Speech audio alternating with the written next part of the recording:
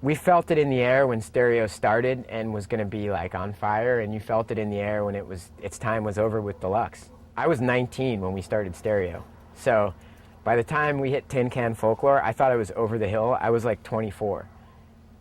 Everything has its time, man. I think it couldn't have kept going like it was, you know? It was like too rad. Anything that hits that high of a point, like, is bound to go down, you know? And I don't really even remember. I'm trying to think. I think he left for Foundation.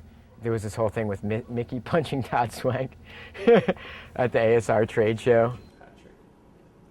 Mickey Reyes was really bummed. The whole Deluxe guys were really bummed. They were telling everybody that we totally stole him from those guys. At that trade show, hanging out with Mickey Reyes, and Mickey Reyes is got his arm around Josh Beagle, all bros, fun. Hey, hey, and then he'd just be like, whatever. I was sitting there talking to somebody, and Moish comes up, and he's like, "Hey, Todd, how's it going? What's up?" and stuff. I'm all, kind of flinchy because Mickey's lurking around and stuff, and he's all, "What, dude? Oh, did you think I was going to punch you or something?" And I'm all, "No." And he was like, "Phoo!" Punched me in the stomach, doubled over.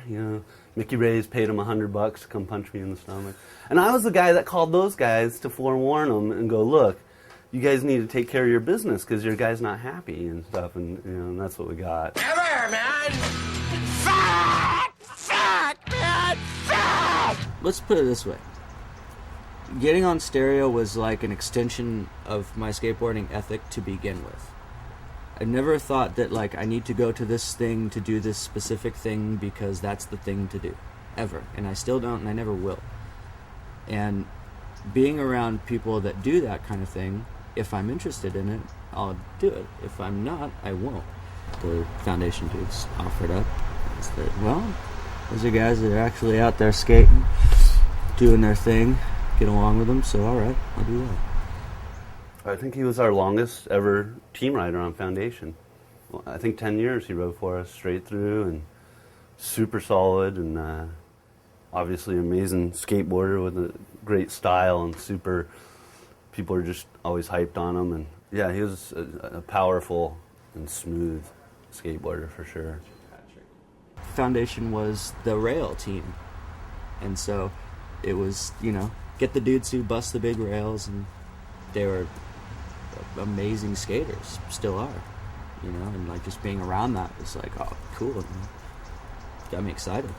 Yeah, it seemed like motivation. If you'd stayed on stereo, it would have been retirement part. And yeah, at 19, that's probably not a good idea.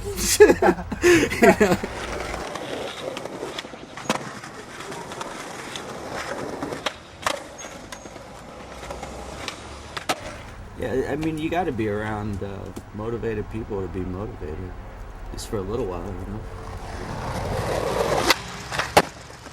He always had fun ideas and would come in and work on crazy graphics that, people would either love or hate. The salespeople would hate them and can't sell them or something like that because it's just too crazy or something.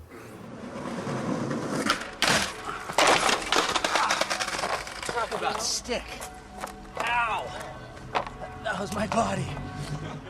It's always weird to me to see someone skating who's not dressed for skating. In Ethan, definitely now, it looks like he should be picking up a guitar and not a skateboard. There's a weird kind of visual disconnect to me, but he's still that amazing skater that he always was. I think it was last part in the last video that we did, and there was a debate whether, he should have last part or Corey should have last part. Man, I tell you, these kids these days, they hated that. Really? Oh, yeah. It's great. I love it. They were like, why doesn't Corey Duffel have last part? Yeah, exactly. I had brought it up as a joke just to see what would happen, the company response. Well, I'm not, it's been a while. I've been on this team. Let's say you just chuck it at the end there. And then it caused this oh geez, I don't know, big inter-office memos and call the skaters, hey, is that all right if Grandpa Ethan gets the last part, And so it was just kind of funny to even have that. So I mean, it's not it wasn't it wasn't an ego trip. It was the opposite. It was kind of dude, let's see what happens. Yeah. I want to see what happens if this even happens. And it was great because there was so much shit talking, You know, oh, that part sucked. That dude sucks. It's probably his retirement part.